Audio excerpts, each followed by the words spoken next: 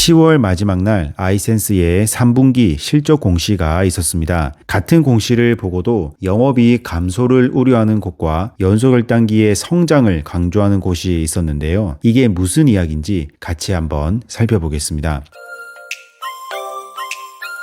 먼저 아이센스의 연속을당기 매출 이야기부터 해보겠습니다. 25년을 시작할 때 연속을당기 매출 목표는 150억이었었는데요. 상반기 실적이 괜찮았기 때문에 157억에서 159억까지 시장 전망치가 올라갔었습니다. 지난 영상에서는 3분기에 41억 정도가 되지 않을까 예측해봤었는데요. 이번 실적 발표에서 이를 훨씬 초과한 57억이 나오면서 결과적으로는 완전히 틀린 예측이 돼버렸습니다. 10월에는 전문가용 연속을당기의 유통을 동아 ST에서 한다는 기사도 있었습니다. 매출 7천억이 넘는 중견 제약회사고요. 당뇨약 휴가논이 있어서 시너지도 좋을 것으로 보입니다. 전문가용 연속을당기는 일반용과 거의 동일하다고 보시면 되는데요. 가장 큰 차이점은 환자가 본인의 혈당을 볼 수 없다는 겁니다. 의사와 같은 전문가는 환자가 일상 그대로 생활하는 혈당 데이터를 공유받아서 맞춤형 치료 전략을 세울 수 있죠.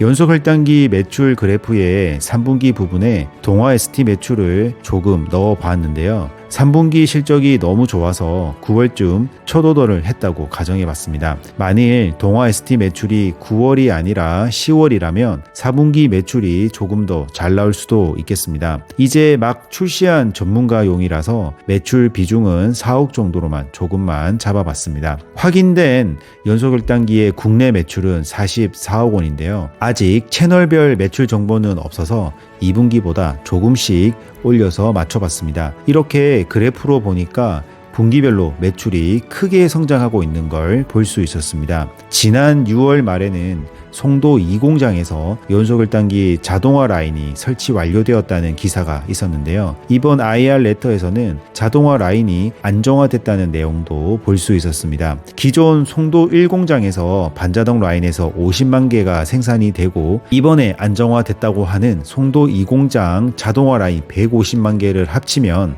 연 200만 개 생산이 가능하게 되는 건데요. 대략 연 800억에서 1000억 정도의 생산 역량을 확보했다고 본다고 합니다. 당분간은 공급 부족 걱정은 하지 않아도 되겠죠. 지난 IR에서 제시했던 26년에는 400억을 하겠다, 27년에는 1200억을 하겠다라는 목표가 있었는데요. 26년은 해볼만 하지 않나라는 생각도 들었습니다. 일단 연속을당기 매출은 3분기에 상당히 좋았다라는 말씀을 드리면서 아이센스 전체 매출도 한번 살펴보겠습니다. 3분기 매출은 전년 동기 대비 10% 정도 성장했습니다. 매년 4분기에는 2, 3분기보다 10%에서 15% 정도 매출이 더 많이 나오는 경향이 있는데요. 가정이지만 25년에는 이런 경향을 따른다면 매출 3,200억 정도는 거의 달성하지 않을까 생각이 듭니다. 이는 아이센스 역사상 첫 3,000억을 돌파하는 매출이죠. 영업이익도 한번 보겠습니다. 증권사 리포트 등을 참조한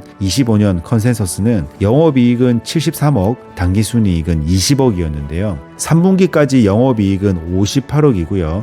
4분기에 15억만 더하면 73억을 달성하게 됩니다. 당기순이익은 16억인데요. 4분기에 4억만 더하면 20억을 달성하게 되죠. 예측치 달성에 그렇게 어려워 보이지는 않습니다만 혹시 영업 미스가 나더라도 연속을당기 성장을 감안한다면 그렇게 큰 문제로 보이는 정도의 금액은 아닌 것 같습니다. 앞서 영업이익이 감소하고 순이익은 적자라는 점을 강조한 기사들도 있었지만 연속을당기 목표를 초과 달성하고 있고 영업이익, 순이익 등은 이미 시장 예상 범위에서 큰 오차가 없다는 점이 중요하다고 생각이 됩니다. 영업이익률 또한 예상치가 2.3%였는데요.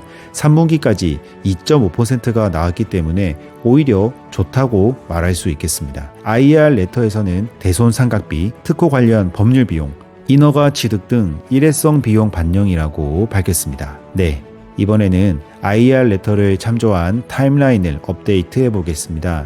4분기에는 미국에서 차세대 제품이죠. 에어2의 임상을 시작한다고 합니다. 한국에서는 성인 대상 에어2 임상이 3분기에 이미 완료되었었죠. 4분기에는 한국에서 소아청소년 대상으로 임상을 시작한다고 합니다. 이렇게 되면 에어2는 19세 미만의 소아청소년들도 사용할 수 있는 제품이 되겠죠. 그런데 이번 IR 자료를 보니까 에어2의 국내 출시일이 27년으로 살짝 변경된 걸 확인했습니다. 그전 자료에서는 26년 상반기 출시로 얘기가 됐었는데요. 27년에 출시하는 걸로 확정이 되는 건지 아니면 이전 자료에서 말하는 것처럼 26년에 출시가 되는 건지는 추후에도 확인이 필요해 보입니다. 개인적으로는 편의성이 더 향상된 에어2를 최대한 빨리 써보고 싶네요. 이번 IR 자료에도 2030년대에 CGM 글로벌 시장 점유율을 10% 달성하겠다는 목표가 들어갔었습니다. 최근 리브레 덱스콤 매출 자료를 참고해보면 2030년에는 시장 규모가 30조가 아니라 이제는 35조를 예상하는 게 맞다는 생각이 듭니다. 과연 아이센스가 2030년에 연속 1단기로 조 단위 매출을 만들 수 있을지 저도 너무 궁금한데요. 같이 한번 계속 지켜보시죠. 앞에서 25년 예상 매출을 보수적으로 181억 정도로 예상해 봤었는데요. 연말 효과 등을 고려하면 187억 정도 되지 않을까 조심스럽게 예측해 보겠습니다. 일단 생산량은 늘어난 상태고요. 리브레, 덱스콤과 같은 사례를 봐도 4분기에는 평소보다 매출이 10% 정도 늘어나는 것처럼 보이기 때문입니다. 최근 아이센스는 이데일리와의 인터뷰에서 유럽에서만 27년에 매출 1,200억, 2030년에는 유럽에서만 5,200억을 목표한다고 했었습니다. 이 내용과 현재 매출을 참고해서 시뮬레이션을 해보면 그림과 같은 그래프가 나옵니다. 이 그래프는 가장 큰 연속 1단기 시장인 미국을 제외한 시뮬레이션입니다. 여기에 아이센스에서 목표하는 대로 28년에 미국 시장에 진출한다면 훨씬 그래프의 기울기가 급격해지겠죠. 26년까지는 가능할 것 같긴 한데요. 여러분은 어떠신가요?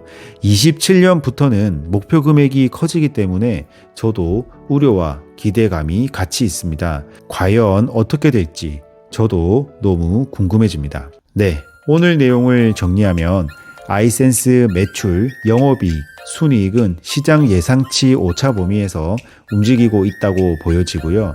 가장 중요한 전략 품목이라고 할 수 있는 연속 1단기 매출은 목표보다 초과 달성하고 있다는 점입니다. 이제 4분기 매출이 중요합니다.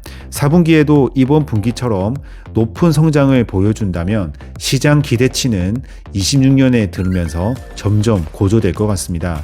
생산량이 안정화된 가운데 리시버 출시, 아가 매트리스 PL 브랜드 런칭과 또 다른 해외 PL에 대한 기대감, 전문가용 연속 1단기의 출시와 동아 ST의 활약 등등 계속해서 같이 지켜보실 분들은 구독과 좋아요 부탁드리겠습니다.